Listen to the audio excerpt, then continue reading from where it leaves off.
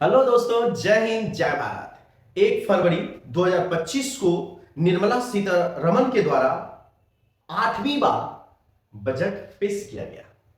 आइए जानते हैं इस वीडियो में इस बजट में किन्हें फायदा है और क्या बदलाव किया गया। ऐसे तो बजट का बहुत सारा वीडियो बनेगा, बहुत सारे कॉन्सेप्ट लेकर आएंगे, बहुत सारा डिटेल्स लेकर आएंगे जो आपके एग्जाम और नॉलेज पॉइंट ऑफ व्यू से सभी जानकारियां आपको मिलती रहेगी, वो भी सबसे पहले।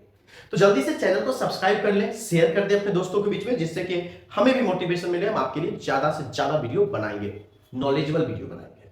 आइए सबसे पहले जानते हैं बच्चों, देखिए कि 1 फरवरी 2025 संसद में पेश किया गया, 8वीं बार उनका पेश किया गया निर्मला सीतारमण के द्वारा, है ना।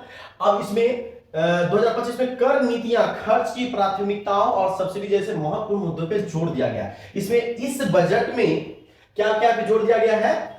कर की नीतियां, खर्च की प्राथमिकताओं और सब्सिडी जैसे महत्वपूर्ण मुद्दे पे जोर दिया गया है। देखिए अब यहां पे सबसे बड़ी बात है कि सबसे पहले नई टैक्स स्लैब बना। पहले जो टैक्स स्लैब था उसमें परिवर्तन किया गया और नया टैक्स स्लैब लाया गया। और नया टैक्स स्लैब में क्या है? अगर आय की सीमा कितनी है? 0 से 4 लाख। अगर आप 0 से 4 लाख कमाते हो तो आपको कोई भी टैक्स देने की जरूरत नहीं है।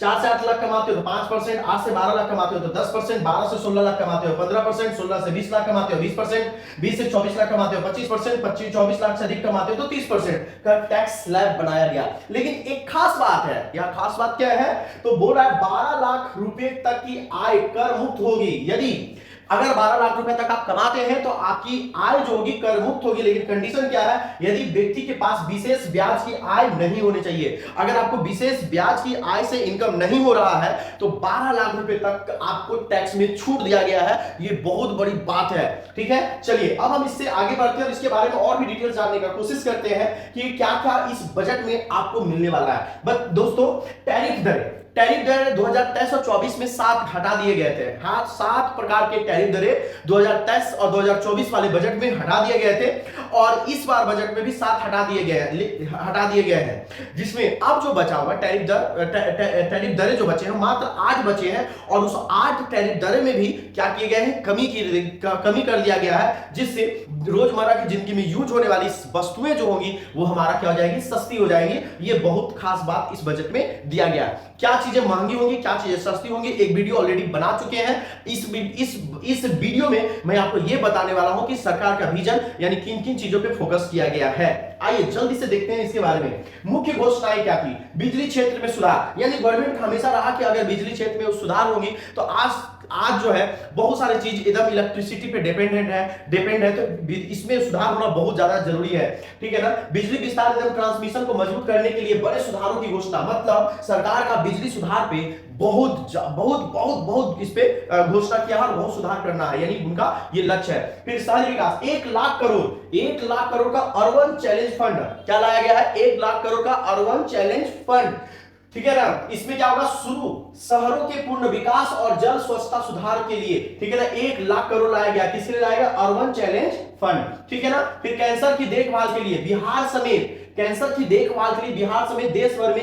देश भर में जिला अस्पतालों में अगले 3 वर्षों में 200 डे केयर कैंसर सेंटर खोले जाएंगे। यानी बिहार के साथ साथ पूरे भारत में, मतलब जितने भी जिले हैं उसमें 200 डे केयर कैंसर सेंटर खोला जाएगा। ये एक बहुत बड़ी बात है, कैंसर से पीड़ितों के लिए बहुत बड़ा ये अच्छा साबित हो सकता है। चिकित्सा शिक्षा विस्तार, चिकित्सा शिक्षा को विस्तार करने के लिए पिछले बार गवर्नमेंट ने पिछले 10 सालों में 1.1 लाख नए मेडिकल सीटें जोड़ी थी, ठीक है ना। अब इसमें जो कि 130% की बढ़ोतरी थी, मतलब 10 सालों में 1.1 लाख नई मेडिकल सीटें लाए, जिसमें 130% की वृद्धि हुई। अगले वर्ष में कॉलेजों में 10,000 सीटें, मतलब अगले वर्ष में 10,000 सीटें बढ़ाई जाएंगी और 5 सालों में 75,000 सीटें बढ़ेंगी। यह सरकार का लक्ष्य है। पीएम गति शक्ति और पर्यटन, निजी क्षेत्र को बुनियादी ढांचों की योजना में मदद के लिए डेटा और मैप्स की सुविधा, यानी ये निजी क्षेत्र के लिए भी ये सरकार ने गवर्नमेंट पे ध्यान दिया।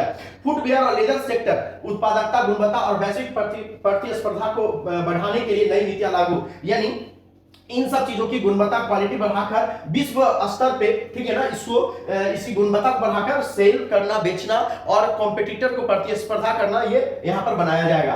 ठीक है, निवेश विकास का तीसरा इंजन है, ठीक है ना, सशक्त आंगनवाड़ी और पोषण 2.0 योजना के तहत 8 करोड़ बच्चों को समर्थन मिलेगा। आईआईटी इंफ्रास्ट्रक्चर, 5 आईआईटी में बुनियादी ढांचे का विस्तार होगा, इसमें से पटना आईआईटी का भी विस्तार किया जाएगा।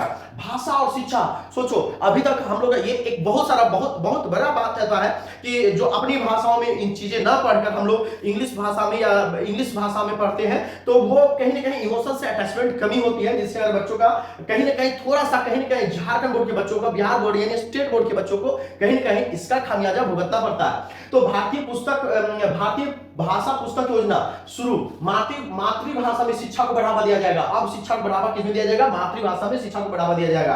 खाद्य प्रसंस्करण संस्थान, बिहार में नया खाद्य प्रसंस्करण संस्थान स्थापित होगा। मेक इन इंडिया मिशन, ये बहुत बड़ी चीज है। मेक इन इंडिया मिशन हमारे देश में अभी बहुत सारा रोजगार जनरेट कर रहा है, स्किल्ड लेबर डेवलप कर रहा है। अगर मेक इन इंडिया अगर और भी सफल होता है, इसके तहत गवर्नमेंट लोगों को प्रोत्साहित कर रहा है, तो स्किल इंडिया मतलब यहाँ पर हो जाएंगे, यहाँ पे स्किल लेबर का विकास होगा और जो लेबर वाला काम कर रहे हैं उनका भी डेवलपमेंट होगा। तो इन सब चीजों पे बहुत अच्छी बातें यहाँ पर निकल कर आई है, ठीक है ना। महिलाओं के लिए नई योजना, 5 लाख महिलाओं नई टर्म लोन मिलेगा। महिलाओं के लिए टर्म लोन मिलेगा, बहुत अल्प मात्रा में, अल्प समय के लिए, बहुत जल्दी से मिलेगा।